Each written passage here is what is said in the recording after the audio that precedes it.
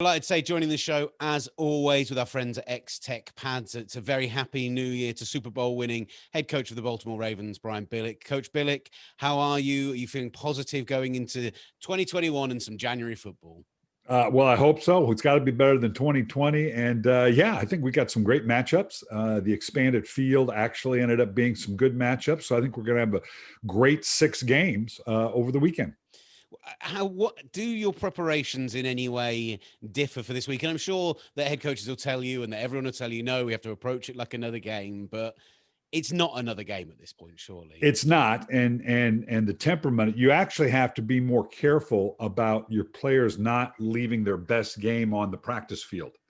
Them getting so amped up that it's the playoffs that they emotionally, and everywhere they go to the grocery store and they go to the cleaners and they whatever, and everybody's cranked up, and all the city in the lights in the city are in Baltimore, it'll be purple, and everybody does everything, and so it feels different, everything about it, and it's very easy for the players to get too amped up, too worked up during the course of the week, and they wear themselves out come game time. With that in mind, how do you think John Harbaugh will be approaching the Ravens this weekend, considering this is their third time meeting Tennessee in the last 12 months? The team that not only knocked them out of the playoffs in a shock last year, but also had the big comeback against them this year. Do you use those games as motivation, do you think, or do you have to actually downplay it almost? No, I think they do. This is a different Raven team. This is going to sound funny because you're talking about a 14-1 team last year and everything that Lamar Jackson did. I think this is a better, more complete Raven team. If for not for the fact that they just had more to go through. And John has talked about that. They're more battle tested. They had more adversity. They had to overcome more things. Some of the doubters about Lamar. So they're a wiser, a smarter, a tougher team than last year. 14-1, they sailed in the playoffs. We're heading right to the Super Bowl. And that is a dangerous mentality. So I think this is a mentally tougher team. But I do think Tennessee, because of Derrick Henry, is uniquely qualified. I think Baltimore's the best team in the NFL right now, top to bottom.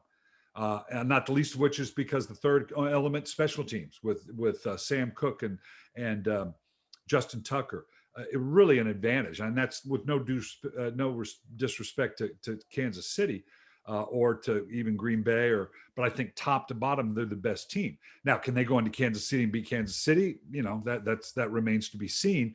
But I think they are the best team. But Tennessee with Derrick Henry, as they've proven twice before, are the one team that might be that kryptonite because they don't give up the time of possession, because they can dominate in the running game like no one else can. So, yeah, this is going to be a heck of a matchup. It's only happened 8 times in the NFL, and you were on the sidelines for one of those seasons, Jamal Lewis's 2,000-yard season.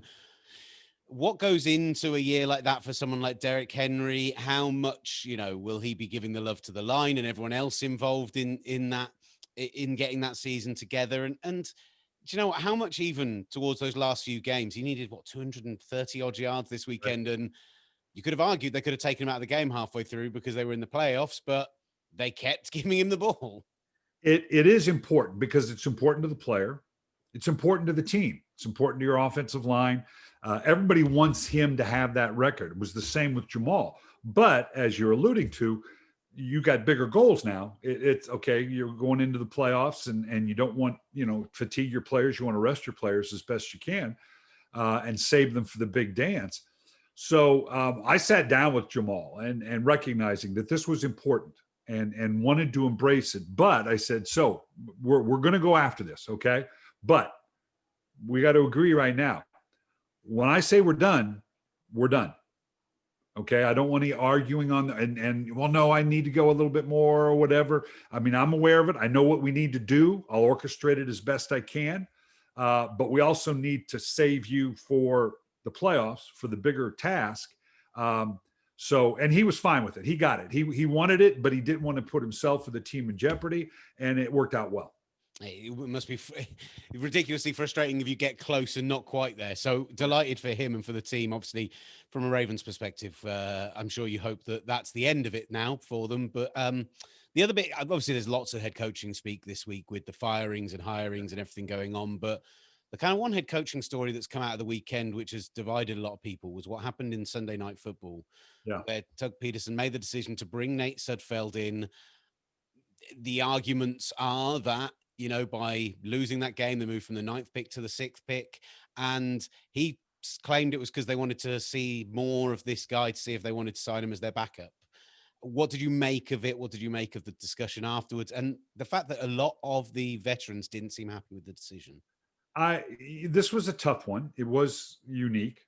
I think you have to take Coach Peterson at his word. And let's also remember that, and it's not like, okay, well, what was the purpose? It's not like they wanted Washington to go to the playoffs and not New York. Philadelphia doesn't care, even though there's a rival with New York. There is with Washington as well.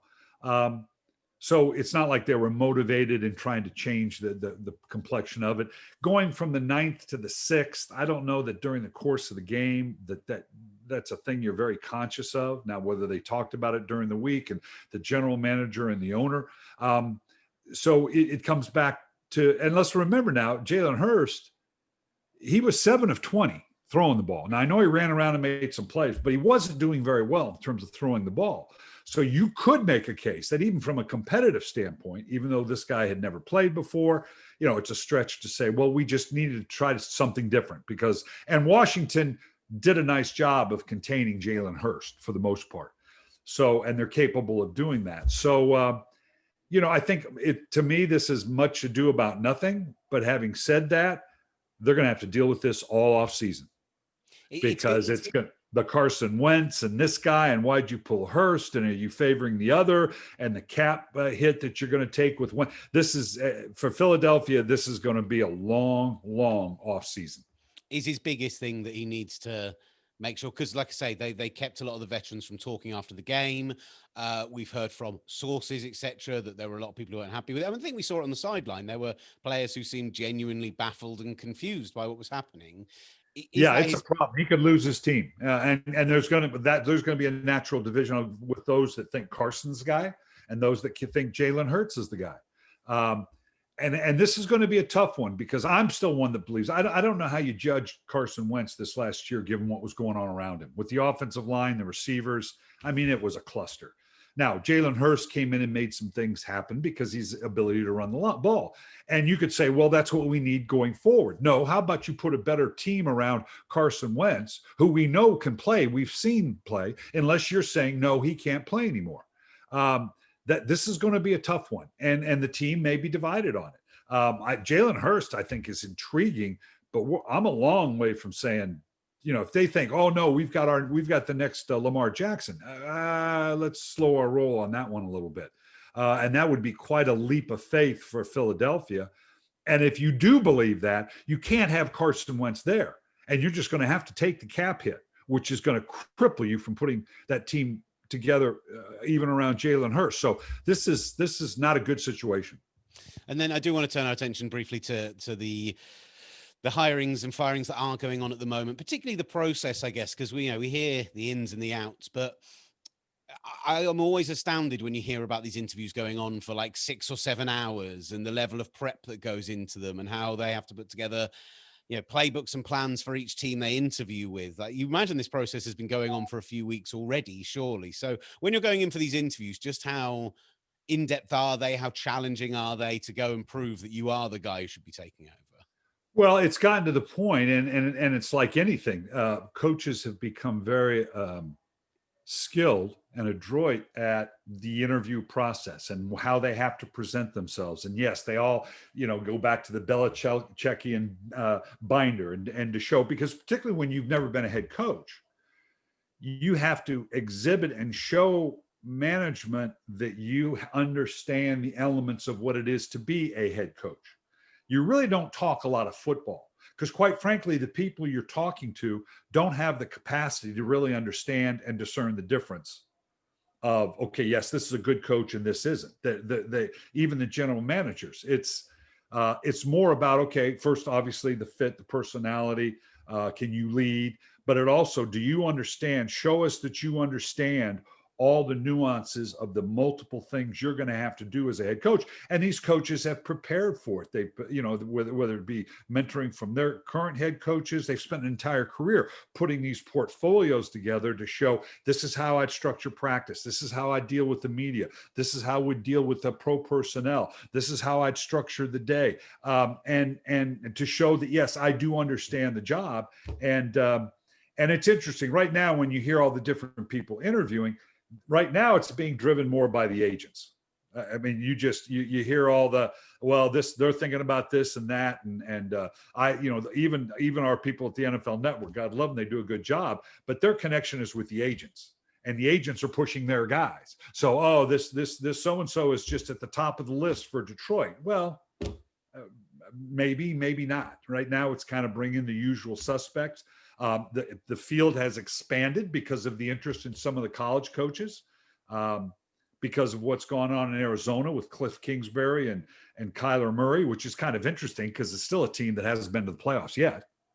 But still just the idea of, okay, well, if we're going to bring some of these college guys up, the three quarterbacks that are most talked about, Trevor Lawrence, Justin Fields, and Zach Wilson, are kind of interesting, the diversity. So, are you going to bring in someone to match with those guys? Trevor Lawrence is a little bit more like Joe Burrow, good athlete, but can operate from the pocket. Justin Fields certainly is more the long of Lamar Jackson, although not. He's more like Jalen Hurts for my money. And then Zach Wilson, most like Justin Herbert, who was very good for the Los Angeles Chargers. So you can kind of pick your poison. And we have and it's interesting, of the 6 jobs available, typically it's all about the quarter. People always say, okay, what is the best job? Well, who has the best quarterback? That's the best job. Or do you have to go find one? Well, 4 of them, you got Matt Ryan, Matthew Stafford, Justin Herbert, and Deshaun Watson. That's pretty good. And the other 2 that don't have one, Jacksonville and the Jets. Oh, by the way, they have the number 1 and 2 pick. Yeah. So that's going to make which of these jobs is the most attractive very subjective. Just finally then tying together 2 of those threads, the heavy links of Urban Meyer to the Jacksonville Jaguars as a big college guy. It feels like the splashy hire for Jacksonville. I think there is a wrinkle to it in the fact that they're looking for a GM and a head coach, which some of the other positions aren't. But what do you make of that? What do you make of them going out and trying to make the splashy hire, and whether you think that that's the kind of thing that is the right approach for a team that are clearly on the big rebuild? It makes sense. And beyond the splashy hire, belies the fact that he's certainly competent and a good coach. My experience is guys like Urban, their big question is, well, does my stuff work in the NFL? Well, I enjoy working with the NFL. And my guess is it is about pairing with the proper general manager. And I imagine Urban's going to have some input on that. So if indeed that is where they're headed, I think that and now because, okay, and then becomes, okay, well, does he take Trevor Lawrence or does he go with Justin Fields, someone he's very familiar with, more along the line of what he has dealt with? And maybe, again, and Justin Fields was brilliant the other night versus Clemson. We'll see how he does against Alabama. If he comes out and has an equal type performance, there's going to be some legitimate debate about, well, is Trevor Lawrence the number 1 overall pick, or maybe it is Justin Fields. So there's a lot, you're right. There's a lot of interconnecting threads here that Jacksonville and Urban Meyer, if indeed he wants to come back, would make a lot of sense. I think that Joe Douglas, if he found out that Trevor Lawrence was going to be available at 2, would be doing cartwheels down Broadway. So, I don't disagree. Always a pleasure, Coach Billick. Again, a happy New Year to you. Enjoy Super Wildcard Weekend, and we'll speak again. It'll be super. Week. Thank you.